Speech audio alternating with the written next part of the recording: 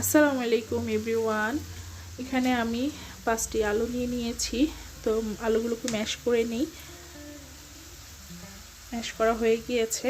এখন আমি এক একে সব মশলা দিয়ে দিব। দিয়ে দিচ্ছি চিলি ফ্লেক্স, তারপরে দিচ্ছি চাট মশলা, তারপরে দিচ্ছি পেঁয়াজ বেরেস্তা, তারপরে এখন দিয়ে দিব ধনিয়া পাতা কুচি, দিয়ে দিচ্ছি পরিমাণ মতো লবণ, তারপর দিচ্ছি 1 চামচ পরিমাণ সরিষা তেল। সবগুলোকে ভালো করে মাখিয়ে নিব।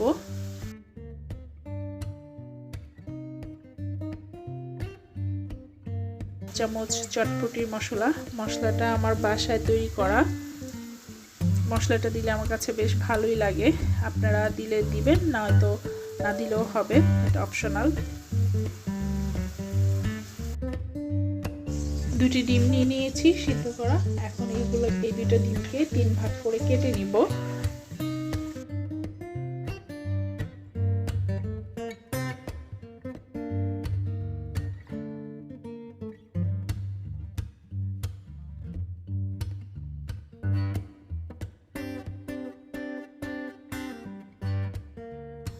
সামান্য একটু তেল দিয়ে দিব হাতের মধ্যে, যেন আলুটা হাতের মধ্যে না লেগে যায়। তারপর আলুটাকে এরকম গোল শেপ করে ভিতরের ডিমটা দিয়ে দিব। তারপর চেপে চেপে আলুটাকে ডিমের চপ আকৃতি করে নিব।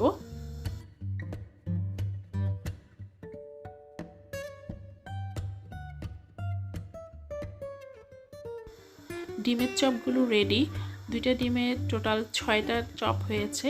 বাকি যে আলু ভর্তাটা রয়ে গিয়েছে সেটাকে এখন আমি আলুর চপ আকৃতি করে নিব।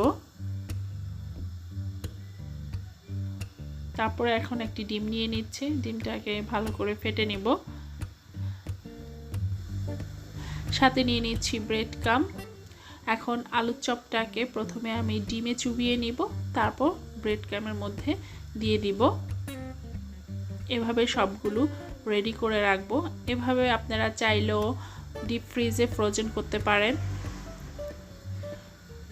আমি ফ্রোজেন করছি না, আমি আজকে ভেজে নিব সাথে সাথে। এখন একটি ফ্রাই প্যানে তেল দিয়ে দিচ্ছি, তারপরে ডিমের চপগুলো দিয়ে দিব, দিয়ে ব্রাউন কালার করে ভেজে নিব।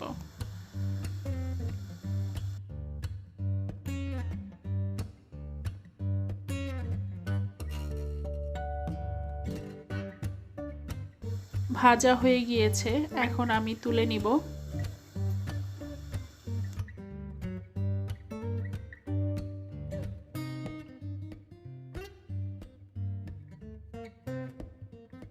একটি বল নিয়ে নিলাম।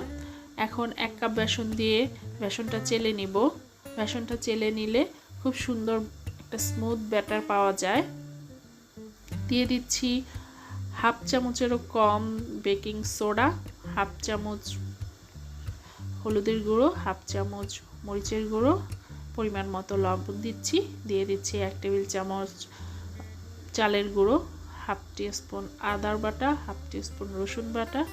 এখন পরিমাণ মতো পানি দিয়ে ব্যাটারটাকে গুলিয়ে নিব।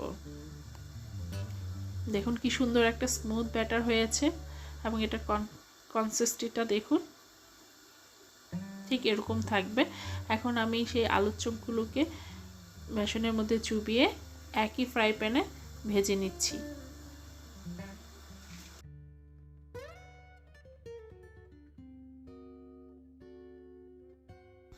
আলুর চপগুলো ভাজা হয়ে গিয়েছে, এখন আমি তুলে নিব।